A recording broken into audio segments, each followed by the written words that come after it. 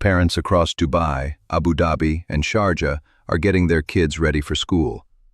Backpacks zipped, lunches packed, school buses pulling up to apartment buildings across the Emirates, one of the wealthiest, most modern, most cosmopolitan places on the entire planet.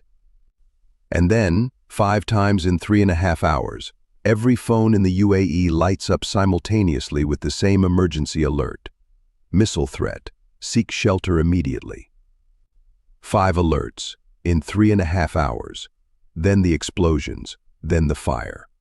At the Fujairah Petroleum Industries Zone, the UAE's most critical oil export terminal, the one specifically built to bypass the closed Strait of Hormuz, an Iranian drone punched through the defenses and ignited a fire that sent thick black smoke billowing into the sky over the Gulf of Oman. 3 Indian workers were injured. The fire burned. Commercial aircraft inbound to Dubai International Airport, one of the world's busiest, turned around mid-air as airspace warnings were issued. And by Monday evening, the UAE Ministry of Education had made its announcement. All schools, all nurseries, all universities, switching to remote learning, immediately, until further notice. Not for a day, for the rest of the week. And on Tuesday, day 2, Iran attacked again. This is the full story of what is happening right now in the United Arab Emirates. A country of 9.9 million people, expats from over 200 nations, including hundreds of thousands of Americans, British, Indians, and Pakistanis, now living under active missile and drone attack for the second time in 2 months. Welcome back. This is the story the world needs to understand. Let's get into it. Let's start with exactly what happened, every confirmed detail, because the scale of this attack is being significantly underreported in Western media. On Monday, May 4, 2026, Iran launched a coordinated barrage of missiles and drones at the United Arab Emirates. This was not a minor incident. This was a multi-wave attack involving multiple weapon systems, targeting one of America's most important regional allies. The UAE's Ministry of Defense confirmed that its air defense systems engaged a total of 12 ballistic missiles, 3 cruise missiles, and 4 unmanned aerial vehicles. That's 19 separate incoming weapons in a single day. 3 of the 4 cruise missiles were intercepted over territorial waters. 1 fell into the sea. But the UAE Defense Ministry's initial statement that all 4 incoming missiles had been intercepted was contradicted almost immediately by what happened at Fujairah. A fire erupted at the Fujairah oil industry zone, a large fire visible from miles away, dark smoke rising into the sky. The fire was not from debris, it was from a direct hit. The Hormuz Letter, a maritime tracking outlet, posted satellite and ground imagery within minutes. The Fujairah port was burning. The only remaining UAE oil export outlet, the facility specifically constructed to bypass the Strait of Hormuz, was on fire.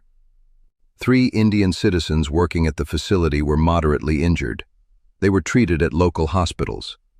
The fire was eventually brought under control, but the damage to the facility and to the confidence of every oil trader, every shipping company, every energy analyst watching, was immediate and profound. Simultaneously, Iran targeted a tanker affiliated with Abu Dhabi National Oil Company, ADNOC, with 2 drones as it navigated the strait. The UAE condemned this as a terrorist attack. A South Korean cargo ship was also attacked, prompting Trump to post on social media calling on South Korea to join the mission in the strait. Then there were the aircraft. Commercial flights inbound to Dubai International Airport, DXB, which in normal times handles over 90 million passengers per year and is one of the world's top 3 busiest airports, turned around mid-air. Pilots received airspace warnings. Planes that had already begun their descent toward Dubai banked away and were diverted or held in a holding pattern until the immediate threat passed. In Oman, on the other side of the Strait of Hormuz, a residential building near the strait was targeted, resulting in 2 foreign workers wounded and 4 vehicles damaged. And then it happened again on Tuesday. Day 2. The UAE reported for the second consecutive day that its air defense systems had been engaged shooting down Iranian missiles and drones. Schools across the country, which had already switched to remote learning Monday evening, remained closed. The Ministry of Education confirmed remote learning would continue through Friday, May 8th. 5 emergency alerts, 2 consecutive days of attacks. The UAE's only oil export bypass facility on fire. Schools closed across a country of nearly 10 million people. This is what a war arriving in the world's most modern city looks like. Before we go any further, I need to make sure you understand what the United Arab Emirates actually is. Because if your mental image of it is just oil sheiks and skyscrapers, you're missing most of the picture. The UAE is home to approximately 9.9 million people. Of those, roughly 88% are expatriates, foreign nationals from more than 200 countries who have built their lives, raised their families, and built their careers in this country. There are approximately 1 million Indians living in the UAE, the single largest expatriate group.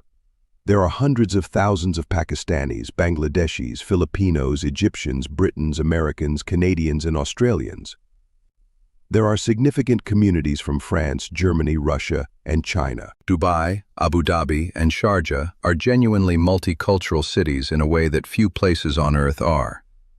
The UAE's international schools, which serve the children of this enormous expatriate community, are among the best in the world. There are schools following British, American, French, Indian, Pakistani, and international baccalaureate curricula. The schools in Dubai's Marina district in downtown Abu Dhabi serve children from dozens of nationalities simultaneously. And every single one of those schools, every British curriculum school, every American school, every Indian school, every nursery and kindergarten, shut down on Monday evening as Iranian missiles flew overhead. The counseling response that followed tells you everything about the human reality. The National, the UAE's leading English-language newspaper, reported that schools mobilized their well-being teams immediately. Teachers were given guidance on how to discuss the attacks with children in calm, age-appropriate ways. Counselors were deployed. Safe spaces were created for children to talk about their fears with adults. Dr. Neil Hopkin, Director of Education at Forts Education, which runs several Dubai schools including Sunmark and Regent International, explained the challenge with devastating clarity. Children construct whole narratives from single images and sounds. Without adult guidance, those narratives can be terrifying. Mila Lopez Sancho, head of boarding at Swiss International Scientific School Dubai, was managing students aged 11 to 18 who board at the school, away from their parents, away from their families, in a foreign country, under missile attack. Our students' safety, well-being, and comfort are our absolute priority, she said. I've been incredibly proud of the maturity and resilience students have shown during what is clearly an unsettling time. Think about that for a moment. 11-year-olds, boarding school students, in Dubai, being counseled about missile attacks by their school staff because their parents are in another country. Nicholas Brain, Deputy Executive Vice President and Principal of Jumeirah College in Dubai, said assessment schedules had been adjusted and counseling support had been made readily available. These are not war correspondents describing conditions in a conflict zone. These are school principals in Dubai, one of the most expensive, most modern, most sophisticated cities on earth, describing how they're helping children cope with a war that has arrived at their doorstep. And the children who are the hardest to reach, the ones in boarding schools whose parents are in other countries, the expat families who came to Dubai for safety, stability, and opportunity, and are now watching their children shelter in place as missile alerts flash across every phone in the building. Now let's talk about the target, because the choice of Fujairah was not random, it was not an accident. It was a precise, deliberate, strategic message from Tehran, and understanding that message explains everything about where this war is heading. The Fujairah oil industry zone is not just an oil facility. It is the cornerstone of the UAE's, and by extension, the entire Arabian Gulf's strategy for surviving the Hormuz crisis. Here's the geography. The UAE sits on the southern coast of the Persian Gulf. Like every other Gulf state, its main ports and oil export terminals are inside the Gulf, which means, under normal circumstances, every barrel of oil it exports has to pass through the Strait of Hormuz. But the UAE, after watching Iran periodically threaten the strait for decades, made a strategic decision years ago. It built the Abu Dhabi crude oil pipeline, a massive infrastructure project running 400 kilometers overland from Abu Dhabi, across the UAE, to the Emirate of Fujairah on the Gulf of Oman coast. The point was simple. If Iran ever closed the Strait of Hormuz, the UAE could still export its oil by sending it overland to Fujairah, bypassing the strait entirely. The pipeline has a capacity of 1.5 million barrels per day. ADNOC, Abu Dhabi National Oil Company, operates a refinery at Fujairah capable of producing 922,000 barrels per day. Fujairah was the UAE's insurance policy against exactly this scenario, and Iran hit it. The timing was not coincidental. Iran attacked Fujairah on the same day that the United States launched what it called Project Freedom, Trump's initiative to start escorting commercial ships through the Strait of Hormuz, reopening it by force if necessary. The U.S. military sank 6 Iranian speedboats that were attacking commercial vessels. 2 American-flagged merchant ships successfully transited the strait, the first successful transits in weeks. Iran's strategic response was immediate and precise. If America opens the strait, Iran will hit the bypasses. If you try to route oil through Hormuz, we'll shoot at it. If you try to route oil around Hormuz through Fujairah, we'll hit that too. If you try to route it anywhere, we can reach it. Iranian Foreign Minister Abbas Araghchi made this explicit, warning that there is no military solution to a political crisis, and urging the US and UAE to be wary of being dragged back into a quagmire. Iran's Unified Military Command issued a statement attributing the Fujairah strike directly to U.S. military adventurism in the Strait of Hormuz. The message was crystal clear. America tried to reopen the strait. Iran responded by hitting the alternative. For global oil markets, this is a nightmare scenario. The Hormuz route is blocked. The Fujairah bypass, which was supposed to provide an alternative, is now under attack. The options for getting Gulf oil to the world are being systematically eliminated, and the global economy is feeling every single one of these hits. Let's talk about the planes, because in some ways the sight of commercial aircraft turning around mid-air over Dubai captures the extraordinary abnormality of what is happening there more vividly than any other single detail. Dubai International Airport, DXB, is not just the UAE's main airport. It is one of the most important aviation hubs in the entire world. Before the war began, it served over 90 million passengers per year, connecting Europe, Asia, Africa, and Australia through a single hub. Emirates Airlines, Dubai's flagship carrier, operates one of the world's largest long-haul fleets, with routes spanning every continent.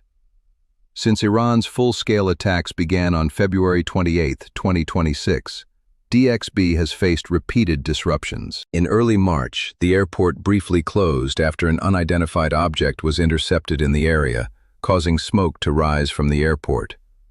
A fuel tank was hit by a drone, sparking a fire and forcing a temporary suspension of flights. Roads near the airport were closed. Flights were diverted to Al Maktoum International Airport, Dubai's secondary airport.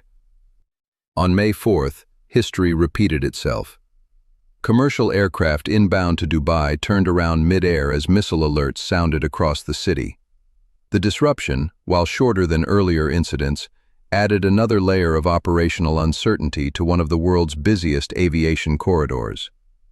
And aviation is just the most visible piece of a much wider economic disruption. The UAE, and the broader Gulf region, has been under sustained economic pressure since February 28th. Qatar moved all its schools and universities to distance learning on the very first day of fighting, and didn't reopen them for weeks. The UAE has now gone through multiple rounds of school closures. Commercial shipping through the Gulf has been effectively suspended for months.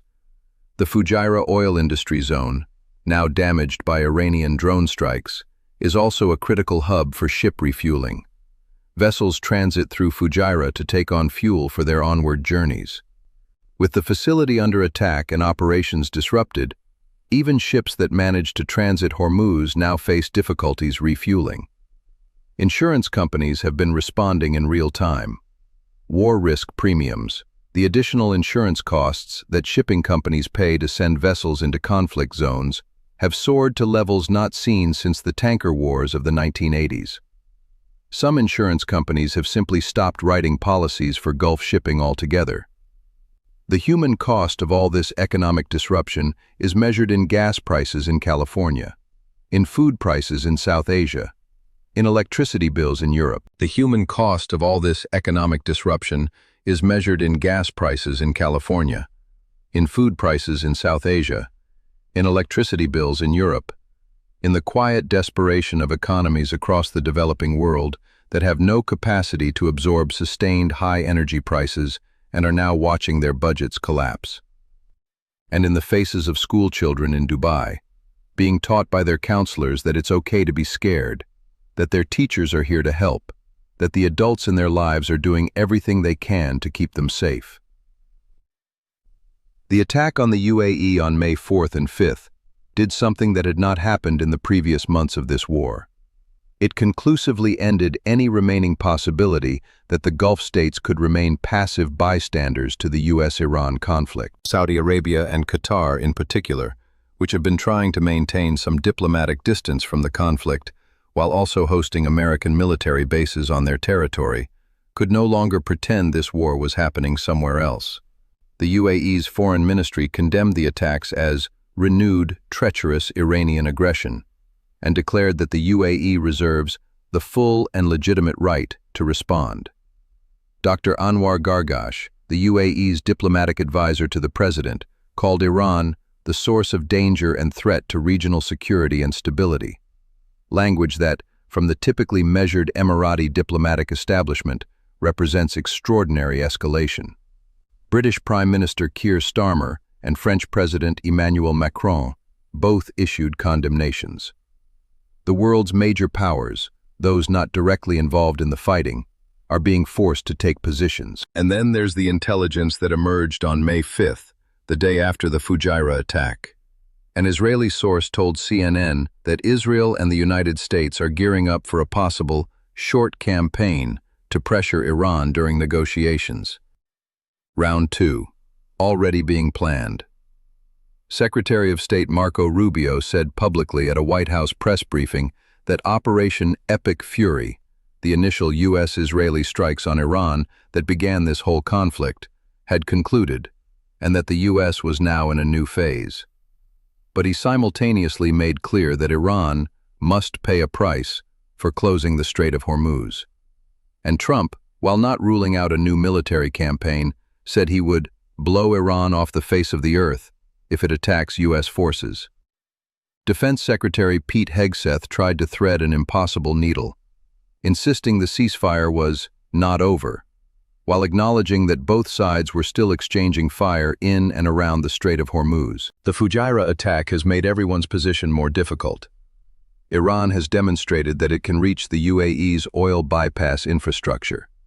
America has demonstrated that it can escort ships through the strait, but only 2 ships have used the new corridor in the first day of operation, while hundreds more remain bottled up in the Gulf. The ceasefire is collapsing in slow motion, while both sides insist it's still holding.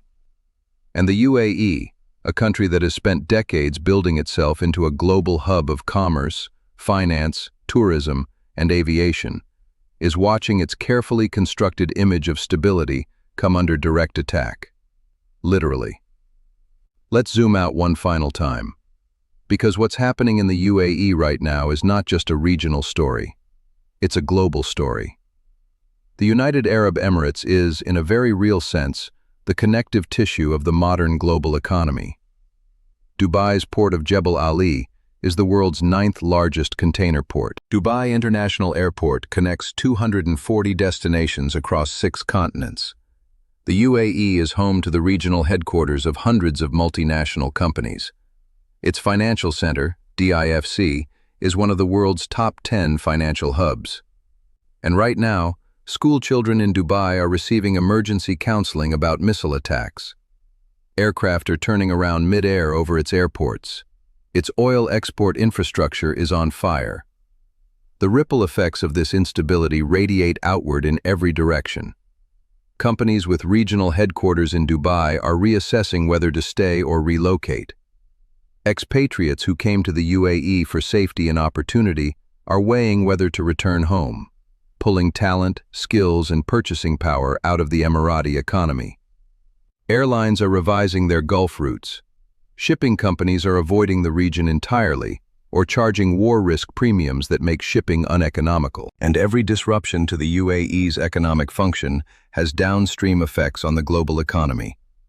Less trade moving through Jebel Ali means more expensive goods everywhere. Less passenger traffic through Dubai means higher ticket prices for flights connecting Asia to Europe and Africa. Less oil flowing through Fujairah means higher energy prices for an already strained world. Gas in California is $6 a gallon. Rubio says Americans are more insulated than most countries.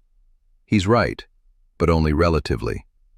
The rest of the world is facing energy costs that are threatening to send entire economies into recession. And here's the one fact that should make everyone watching this sit up straighter.